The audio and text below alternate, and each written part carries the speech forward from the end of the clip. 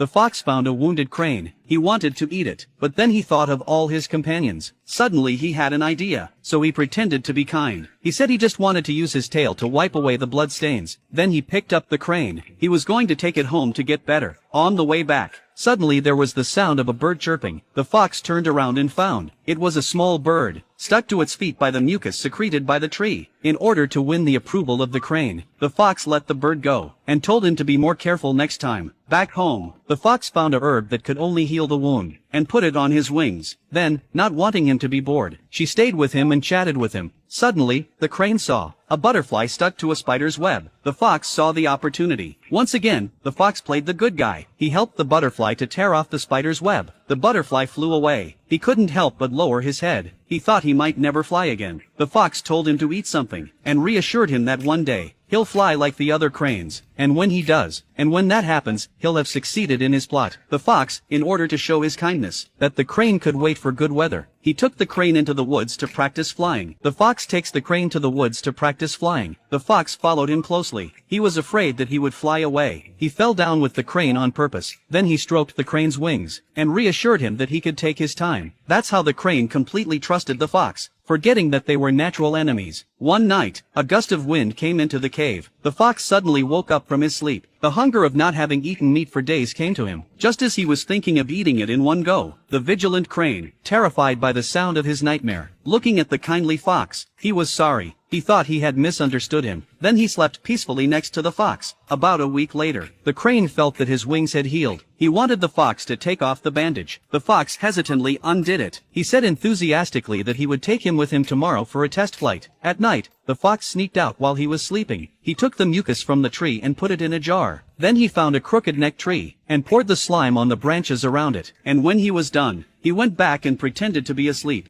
The fox carried the crane to the crooked tree, so that he could eat the lunch that had been prepared. While it's safe, he suggests that the crane should be tied up, so that if there's any danger, he could grab him at once. He didn't think twice. He followed his instructions and practiced flying. But as soon as the fox saw him flying high, he fell down on purpose. So he suggested tying him to a tree branch, so he could experience the feeling of being in the air, and he could practice his flying very well. However, it was all for his ultimate plan. The crane was not feeling well, but in order to fly to the sky as soon as possible, he kept fluttering his wings. He didn't realize that he was in danger. At that moment, a crane saw his lost mate. He flew over to rescue them. The cunning fox finally waited for this moment. The moment he landed on the tree trunk, suddenly he realized he couldn't move his feet anymore. The crane called out to the fox for help, but he quickly ran over and grabbed the crane. But he didn't let go. He hid in the woods to eat it. But in the end, he broke free and escaped. Then he realized why the fox didn't eat him. He wanted him to be the bait, to catch more cranes. The fox didn't want him to tell the others. He tied his mouth. Soon a flock of whooping cranes saw the tied-up crane. To make it easier for him, the fox tightened the rope and pulled him up. Because he couldn't speak, he can only give them a sign. The cranes watched his strange movements. They watched him carefully. Soon the leader, the golden crane, understood what he meant. He told the other cranes to land in a circle around the branch, but he tried to risk his life to save the crane. Just as he was about to land, the crane struggled desperately. He had no choice but to stand on a banana leaf. It signaled that if it stood on the banana leaf, it would never fly again. The golden crane immediately understood what he meant. While they were thinking about how to save it, they saw a buffalo bathing in the mud. The other cranes were also looking for food, and their feet were stuck in the mud, but they didn't get stuck. Seeing this scene, the golden crane suddenly thought of a good plan. He asked all the cranes to fly into the mud, and wrapped their feet in mud. Then he landed on a branch far away with the mud, and pretended to be stuck, and let the other cranes pull him. The fox finds the crane completely trapped. He jumped up quickly and missed. He was puzzled and touched his hand, and found that his hands were already stuck, and he couldn't move his feet. He was furious. He tried to hit the crane with his tail, and it just helped him to get rid of the banana leaf. Unable to break free, the fox is pecked and bitten by the 3 cranes. The other 2 help crane untie the rope. Finally, with the concerted efforts of everyone, the crane is finally rescued. Now he can fly again, and the fox is stuck in its own trap. He looked at the cranes in anger, and starved to death in a tree.